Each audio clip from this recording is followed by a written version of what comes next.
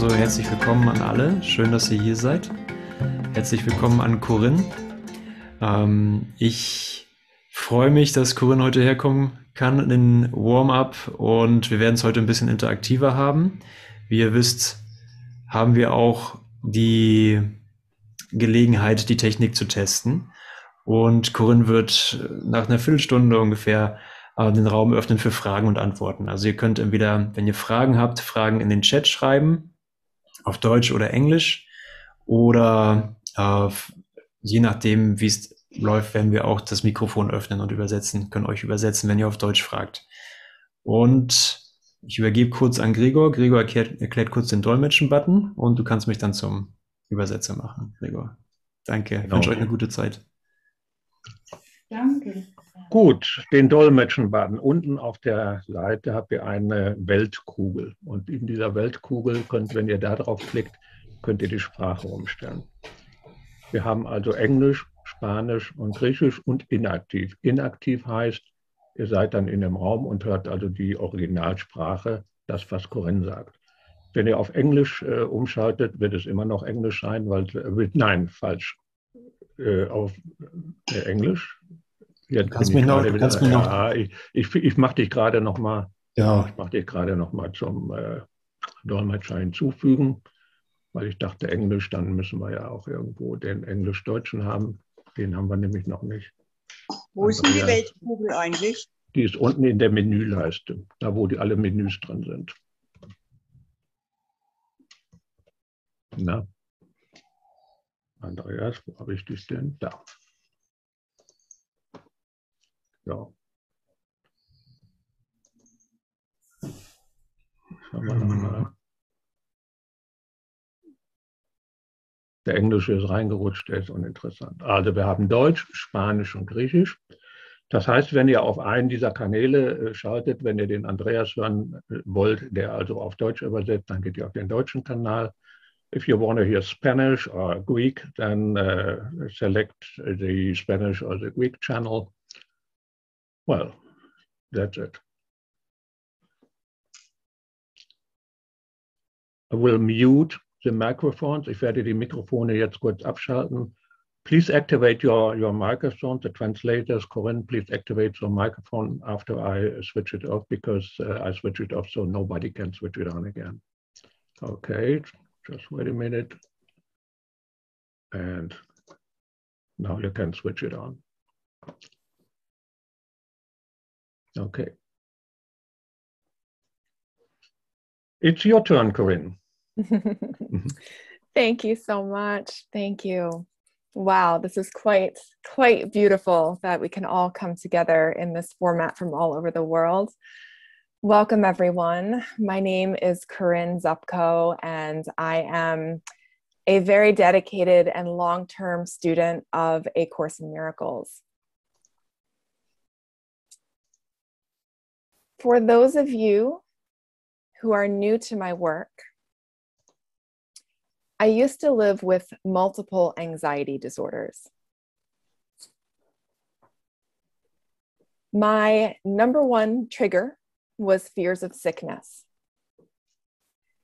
If something felt wrong with my body, I would go from 0 to 100, from calm to anxious in a snap. This pandemic situation would have been my ultimate nightmare.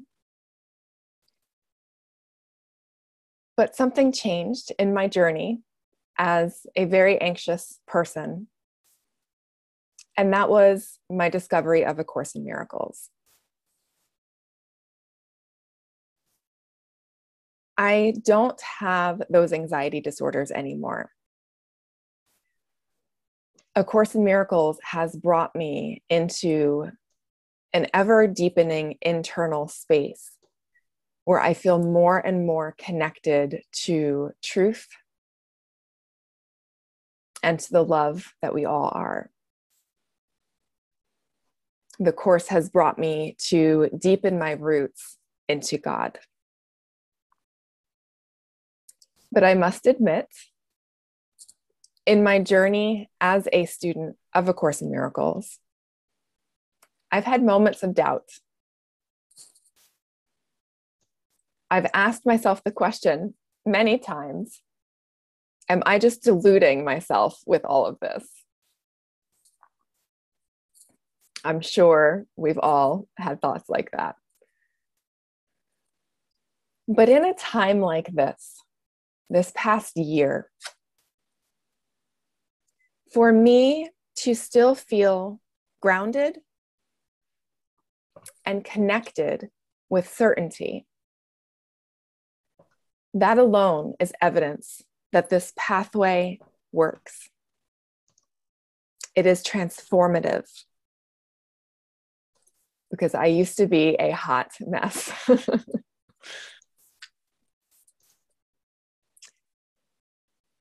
I had been diagnosed with, I don't remember now, 4 or 5 different anxiety disorders throughout my life. And A Course in Miracles has been the sole reason that I no longer struggle with debilitating anxiety.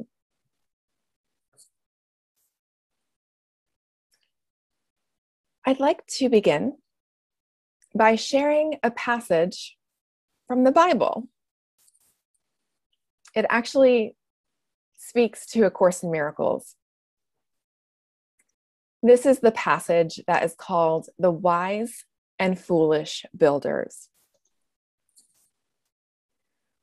It says, "Therefore, everyone who hears these words of mine and puts them into practice is like a wise man who built his house on the rock. The rain came down, the streams rose, and the winds blew and beat against that house. Yet it did not fall, because it had its foundation on the rock. But everyone who hears these words of mine and does not put them into practice is like a foolish man who built his house on sand. The rain came down, the streams rose, and the winds blew and beat against that house, and it fell with a great crash."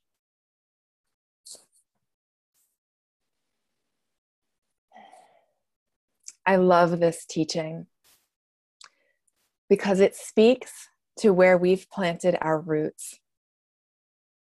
It speaks to where our safety lies, where we look to for our safety.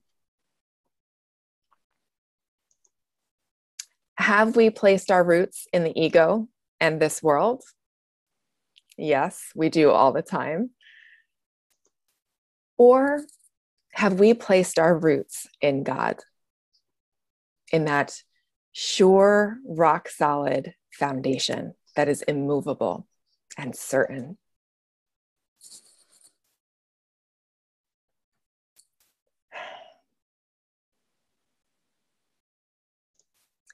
The degree to which fear hooks us is the degree to which we've built our house on sand. The ego's foundation is like straw on sand. There's no stability there whatsoever. It can be washed away in the slightest breeze. And as we know, there's a lot of weather in the world that impacts us on our day-to-day life. And if our foundation is a straw foundation on sand, it can't stand. And thank goodness we can choose again.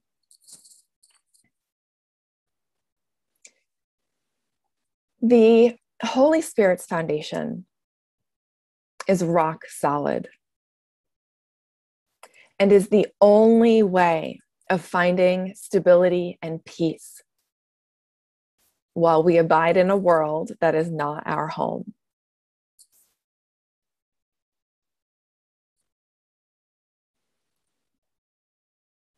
So how do we make that switch? How do we shift from sand, which is the ego, to rock, which is the Holy Spirit and God? How do we do that?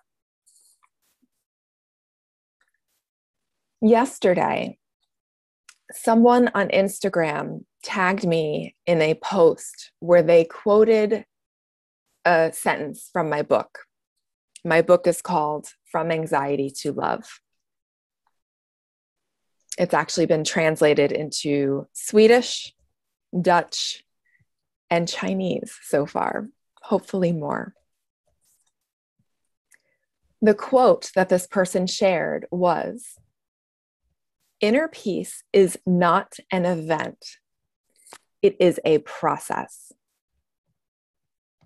I'll say that again. Inner peace is not an event.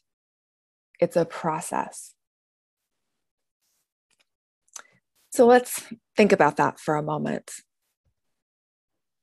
Inner peace is not an event. It's a process. We can certainly experience miracles. That's what the Course is all about. And have a sudden shift into invisibility, into peace. And I've had many of those, and I know you have too. And in my experience, the peace that comes with that shift doesn't seem to last. But each miracle adds up. And we start to experience a cumulative effect of miracles.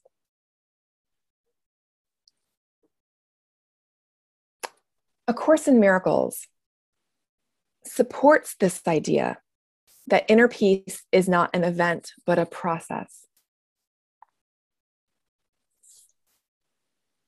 One of my favorite sections is in the Manual for Teachers, and it's about the development of trust.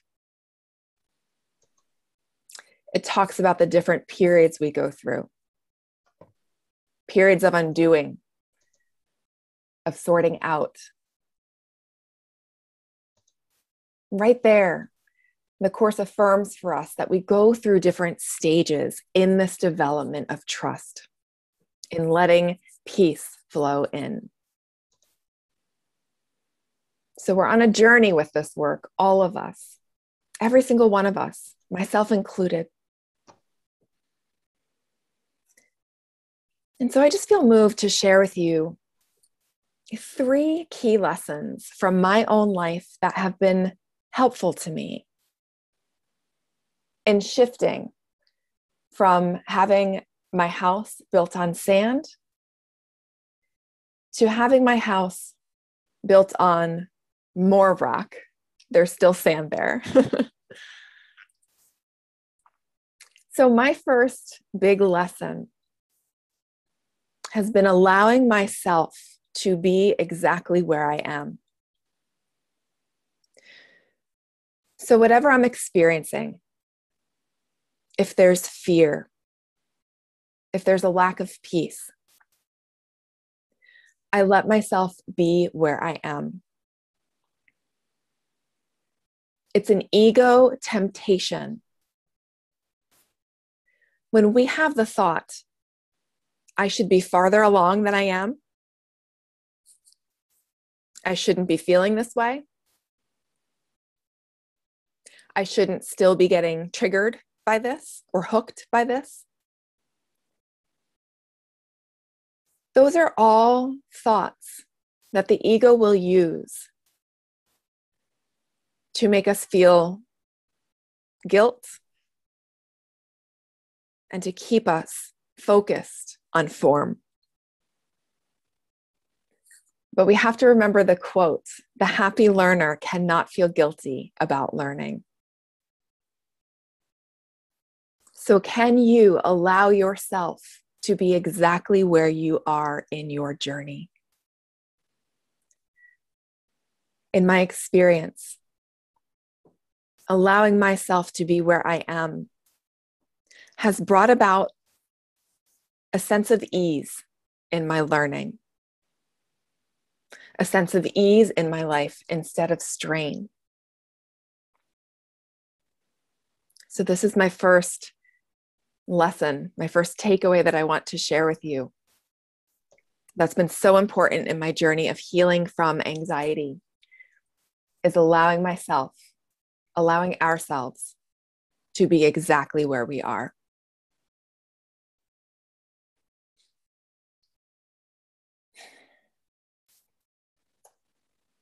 The second lesson that I've learned in this journey, because it's been a long journey.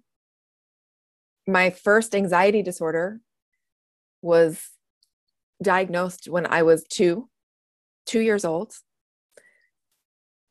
And I found the course in 1997. So I've been studying the course since then. So these are lifelong lessons because of the course that I've come to. And the second lesson, the second takeaway that I want to share is about centering the Holy Spirit in everything. This means giving every aspect of my life to the Holy Spirit, withholding nothing, having complete transparency with the Holy Spirit. So if I notice a judgment thought, if I notice a fear thought, whatever I notice, I am transparent with the Holy Spirit. I don't keep it. I offer it. And in offering it to Holy Spirit, there's an exchange. I don't just give something away. I get something back.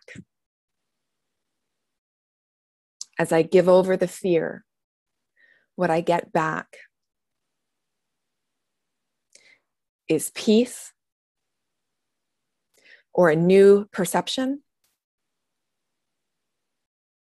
or just a feeling of knowing that there's something more happening than what my body's eyes see. So that's my second takeaway, is centering the Holy Spirit in everything, hiding nothing from the Holy Spirit. I've learned, instead of fixating on anxiety or on a physical symptom, I've learned that I can fixate on the Holy Spirit.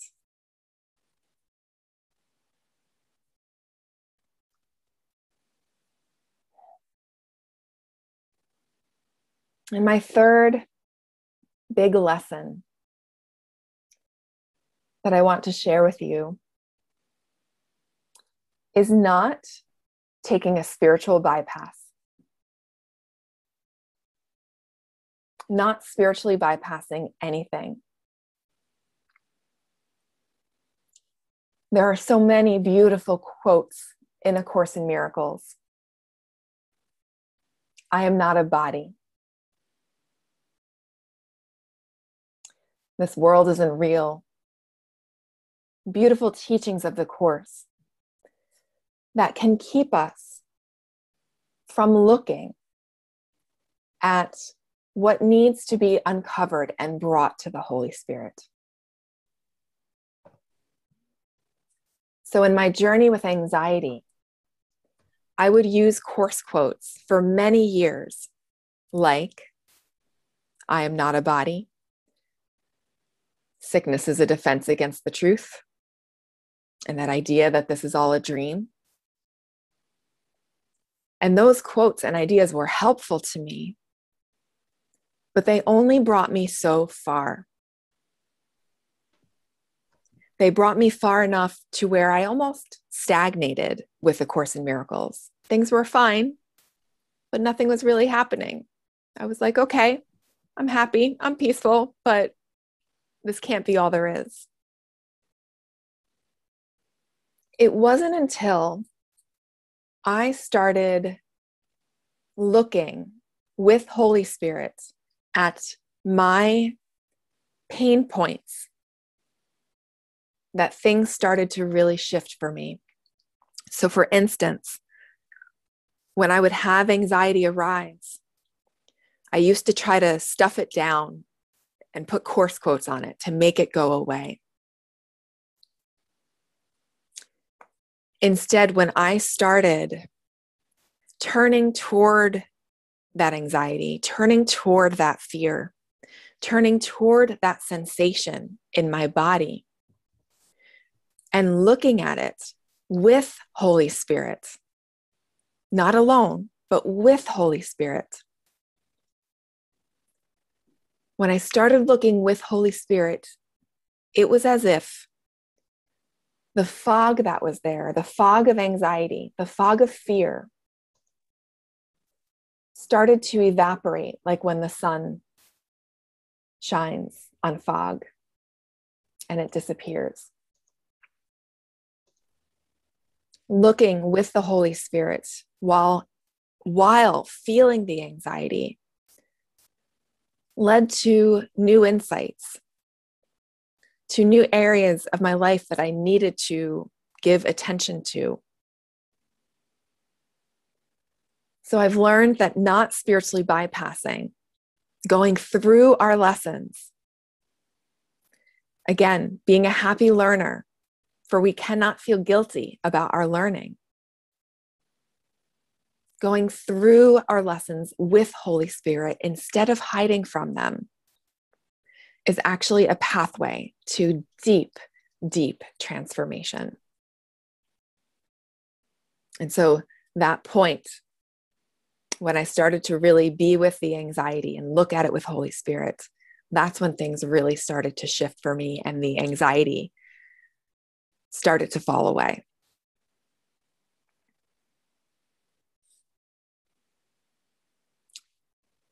So just to review my 3 things: letting myself be where I am, letting yourself be where you are, centering the Holy Spirit and holding on to nothing, and not taking a spiritual bypass, but instead going through my lessons with Holy Spirit. This is how I have more rock in my foundation rather than sand. So thank you for being here with me. We have a few minutes for questions.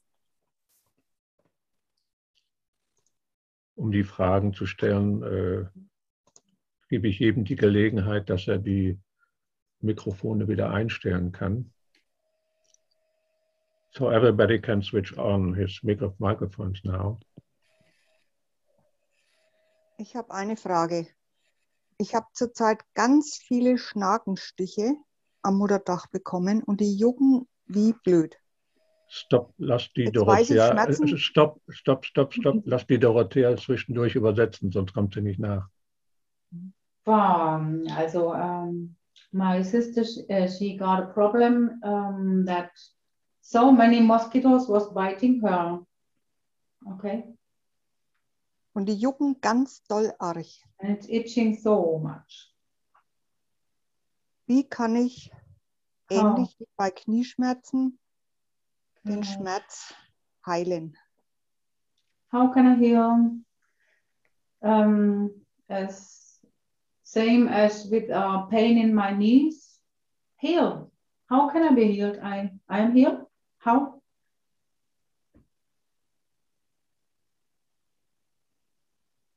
Oh, Corinne, please do. Yeah, Got it. right. Okay. Thank you. So I'm sure you've discovered So that simple. so dass du.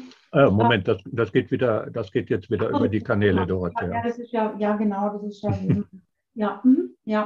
I'm sure you've discovered that saying something like, I am not a body, has not helped. And this is where it becomes an opportunity to be with what's happening while still talking to Holy Spirit, while still being willing, while still being willing to hand over all of the thoughts and feelings that come up surrounding pain and physical pain, pain in the knee, itchy mosquito bites, whatever that may be. Now, with not spiritually bypassing, the Course teaches, and correctly so, that everything that's happening is coming from the mind. But we have to be where we are at. As I said with my first teaching, my first takeaway.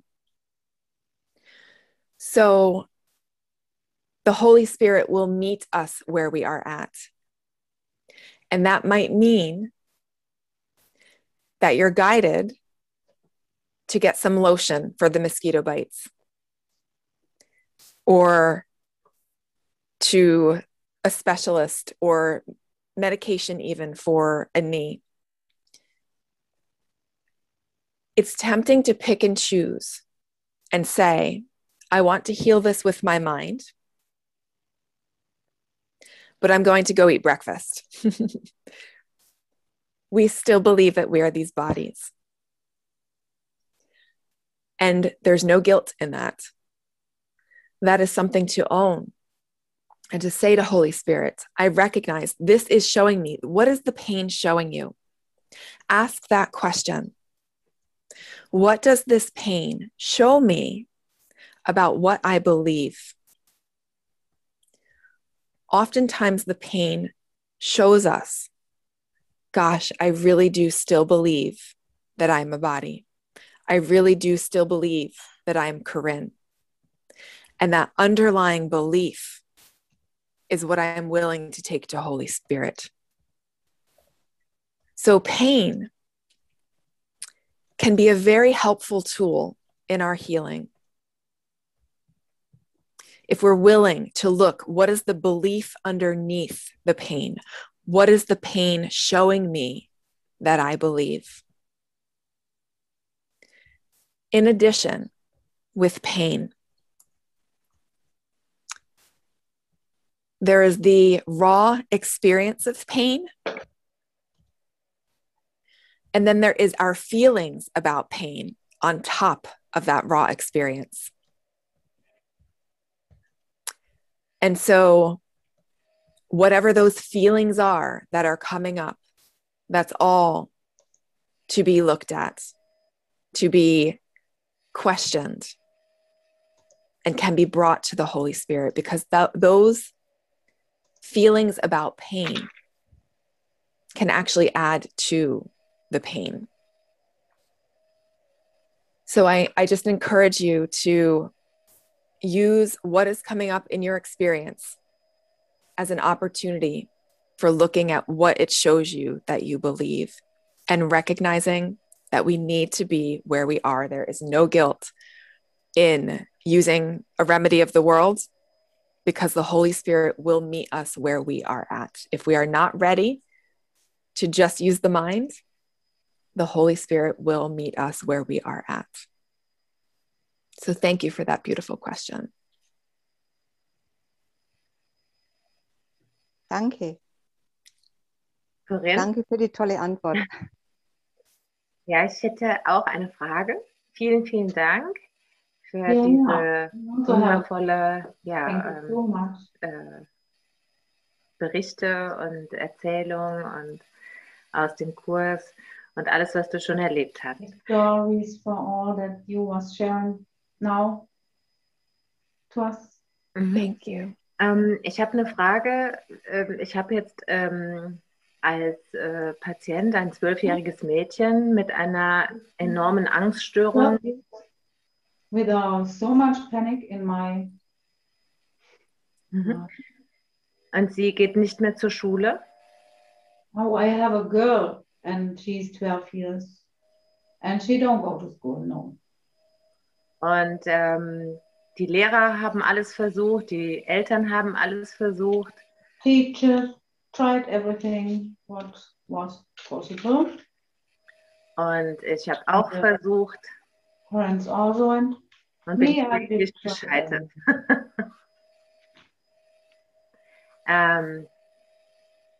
Ist es hilfreich, diese Situation Is it helpful in this situation in meinem Geist zu heilen? to heal it in my mind? So if I'm understanding the question, you have a daughter, a girl, 12 years old. You've tried everything, no school. And is it helpful to try to heal it with my mind? Am I understanding that? It's a patient, not a daughter. A patient. Yeah. Okay, thank you, patient. Ah, Okay, great question. So, if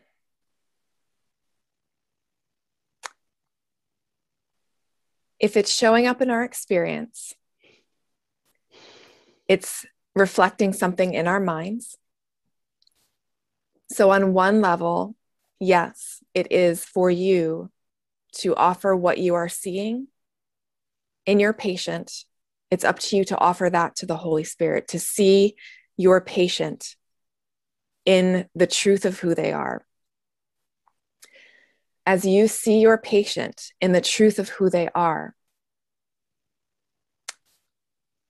that awakens the Holy Spirit in you, and it awakens the Holy Spirit in them. Not that the Holy Spirit is sleeping, but our awareness of the Holy Spirit is what is awakened. And there's a joining. So as you see the truth in your patient, something awakens in them, which in turn awakens it in you. And there's a shift, there's a joining, there's a healing there. So on one level, that is what you are given to do, is to see the truth in them, to hold steady for them. And it is so important to listen to what guidance you are receiving regarding your patient.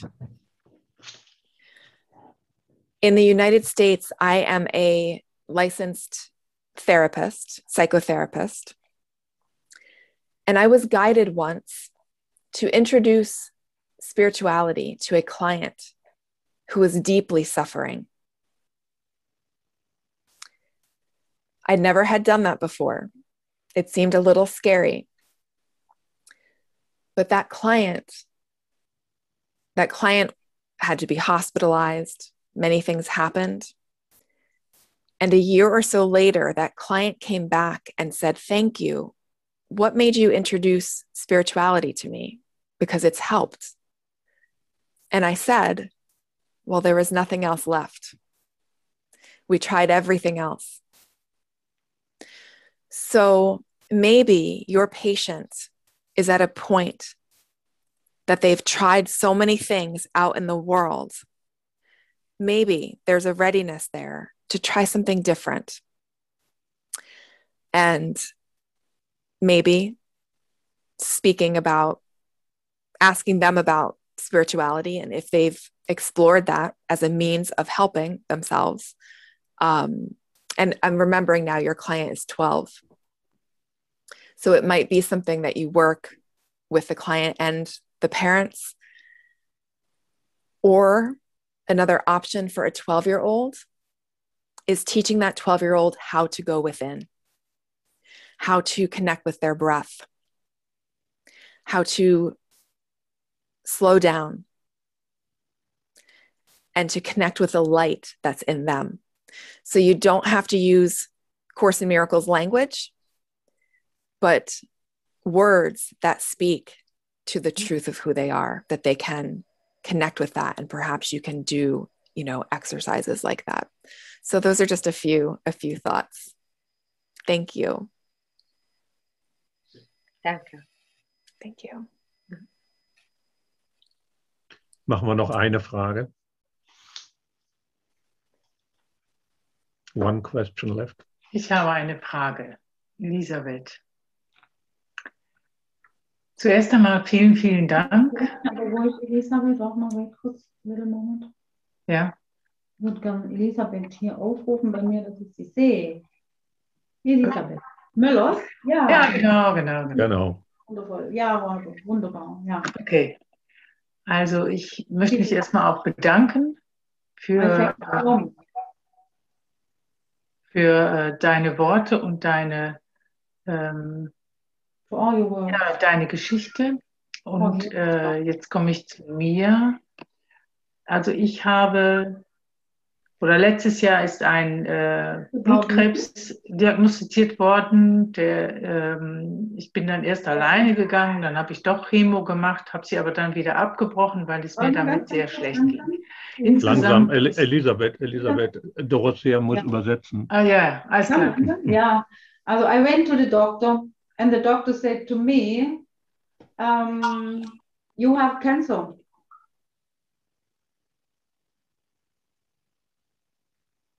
So, jetzt du kannst weiterreden. Ja. Also das habe ich jetzt abgebrochen. Das ist jetzt über ein Jahr her. Und es ist noch. I did stop that medical treatment. The chemotherapy. The chemical treatment I did stop. Yes. Ja. Und es ist so, dass es noch nicht komplett geheilt ist. Das sind immer noch so I think that it's not healed completely.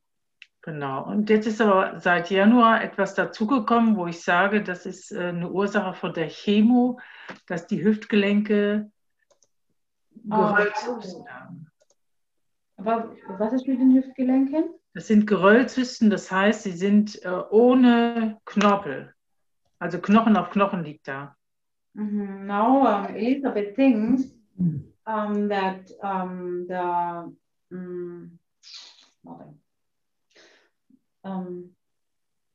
that in my body, ich kann es jetzt nicht genau sagen, die Hüftgelenke weiß ich jetzt gerade nicht. Die sind Geröll zertrümmert, kannst du fast sagen. Also, the bones are damaged, there's only bone to bone. Genau. Und die Frage ist jetzt, weil auch zwischendurch immer sehr hochpotent feurige Schmerzen da sind, ob eine Operation mit einer kompletten neuen Hüfte erfolgen soll. Das Herz sagt nein. I am thinking of no, I can't think because there is so much pain like fire. And I have to make the decision, I have the choice for an operation or Elisabeth? Mein Herz sagt nein und es ist no. Zwischendurch ist jedoch gibt es schmerzfreie Momente. And I have good moments without pain. Und in diesen kann ich erkennen mittlerweile, dass now I can ich kann erkennen, I can realize. Ja, dass Ängste, Schuld, also ich sehe das in mir ganz geschickt, das hochkommt, obwohl ich gedacht habe, das habe ich nicht. Und doch sind da Schuldgefühle, du bist selber schuld daran. So, das ist so, das steigt. Elisabeth, Liebes, ich muss übersetzen. Ja.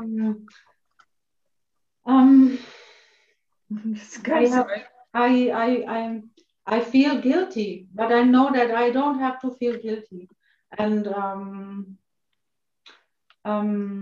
ja. Weiter? Mach mal weiter. Ja, okay. Die Frage ist so, folge ich meinem Herzen und den Prozess mit dem Heiligen Geist? Yeah, do I follow with my heart now with that process with the Holy Spirit? Und das immer mehr zu erkennen, dass es tiefe Schuld und Anklage feeling guilty and is accusing me. Accusation. Ja, genau. Accusation. Accusation. Ja, und soll ich mir noch Zeit lassen oder doch die OP machen? Das ist jetzt so im Ringen, weil alle sagen, du musst es machen, du kannst ja nicht ohne. Und andere. Das Also, ist, was heißt jetzt ringen? Well, should I follow the heart or should I follow what the reason? People say, okay, you should do it, you have your pain and so on. But my heart says no. I think that is a question. Thank you. Thank you so much. Sorry, Dorothea. Thank you. danke.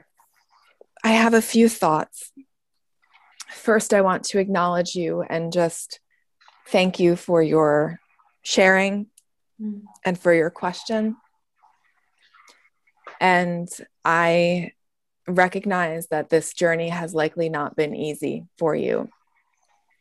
And so I want you to know that I hear you and I see you. And I thank you for being here.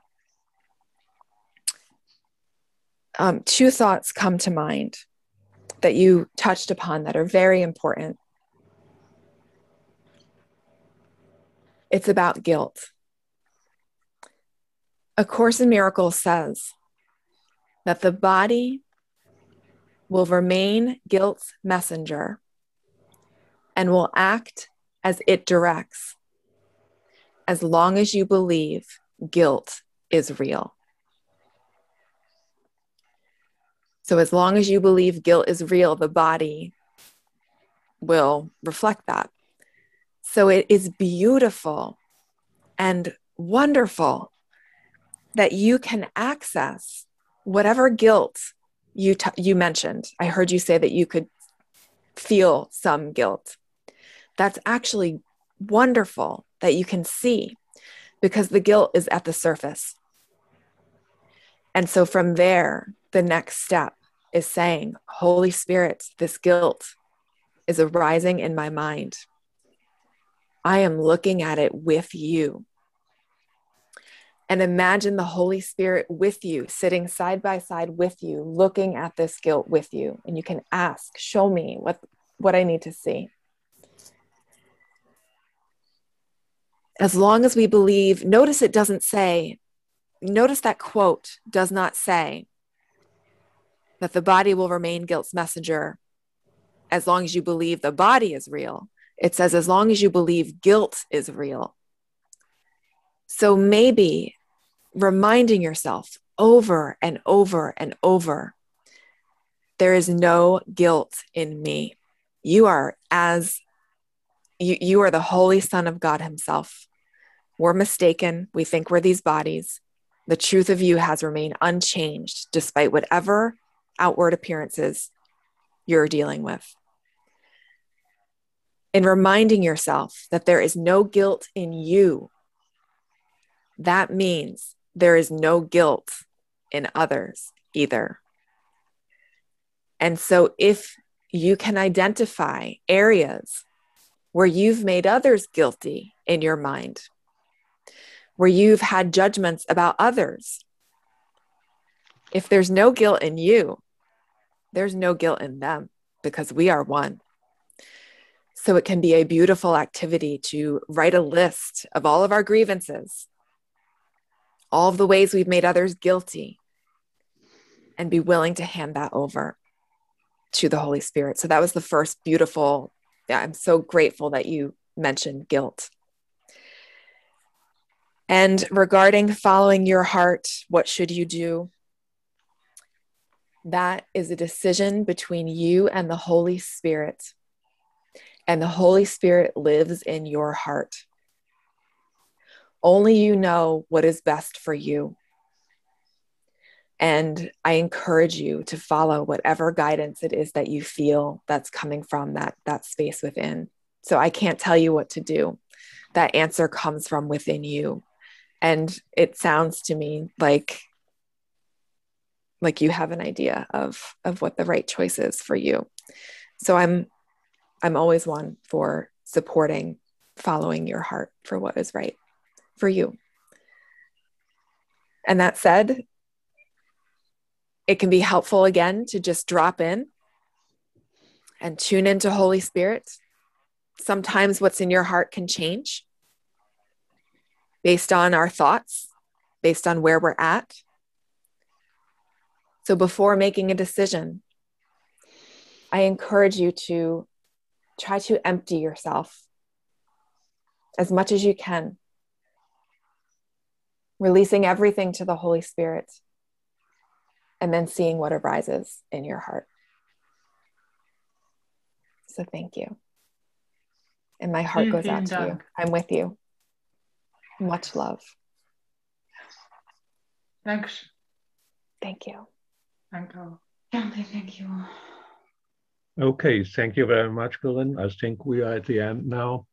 And it was really a great session. And I'm looking forward to see you in the festival. And I think that Andreas will just have a few words. So I'll switch him off as a translator so he can thank you for himself. I will try that, you know, I have no idea if that works, but if I switch him off as a translator, then it could be that he is understandable now and he can say some words to you, okay? Yay. Okay. Wow. Is this working? Okay, it's working. Gregor's a wizard. Okay, danke schön. Thank you, Corinne, for guiding us through your insights and takeaways. Also danke, Corinne, dass du uns durch deine Einsichten und deine Lehren geführt hast. And we're so looking forward, or we're so excited to having you at the festival. It's such a joy and pleasure to share this moment and this teaching with you and your learnings in this. I feel the same. Thank you so much. Okay. So we're in touch and have a beautiful night, and we'll say goodbye to everyone. Gregor, if you want, just say a few words in German and then maybe you can turn on all the mics. Also danke an euch alle, danke fürs Reinspringen, und Corinne wird beim Kursfestival dabei sein. Die Links habe ich in den Chat gepostet, falls ihr euch nochmal umschauen wollt oder euch anmelden wollt. Einige von euch sind schon angemeldet. Kurzer Zwischenstand, wir haben bisher Teilnehmer aus 33 Ländern, so there are participants from 33 countries so far, and it's just a big adventure to be on this journey together. Also, goodbye everyone, God bless us all, Gott segne uns alle, und vielen Dank für alles. Danke an die Übersetzer und danke an dich, Gregor. Danke. Alles Liebe. Thank you. Goodbye. Bye. Thank you very much. Thank you very much. Thank you. Bye. Thank you. Bye. Danke, danke. Danke, Andreas. Danke. Ciao. Danke, danke, danke. Dankeschön. Danke alle. Bitte schön. Gerade zu Ende, glaube ich. Ist gerade zu Ende.